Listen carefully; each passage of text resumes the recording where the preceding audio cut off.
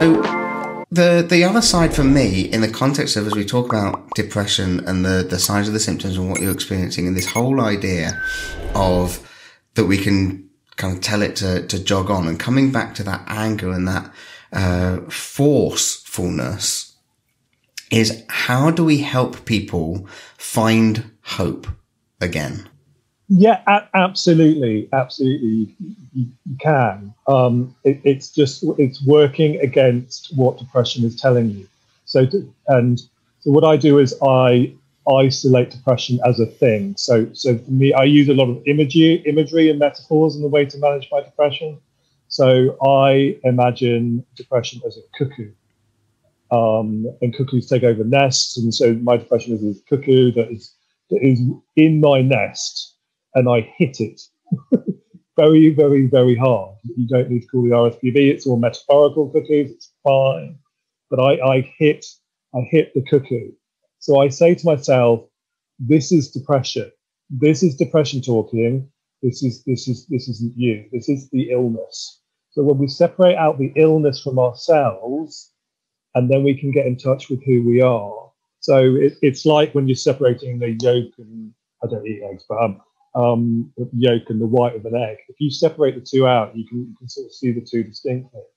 So what I do is I separate out the thoughts that are depression and the rest of me.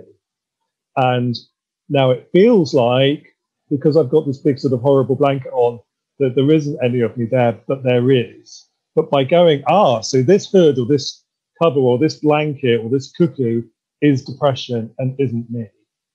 And then I tap into the things that are me. So I concentrate on the things that I can do. I concentrate on the person that I am. I do lists of things, of jobs and memories. But the main thing that I do is, if I start beating the cuckoo about the chest, I can go, I hate you, I hate you, I hate you, I hate you. I am not going to be dominated by you.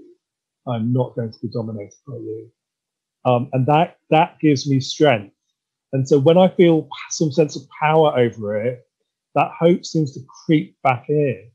There's lots of other techniques of prompts about, seeing what's in your life, but you can't do that until you've addressed the cuckoo.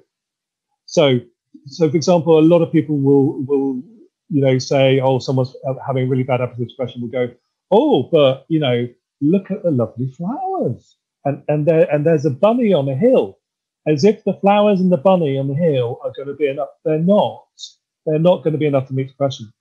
But what you can do is face the depression head on and go, right, this is depression.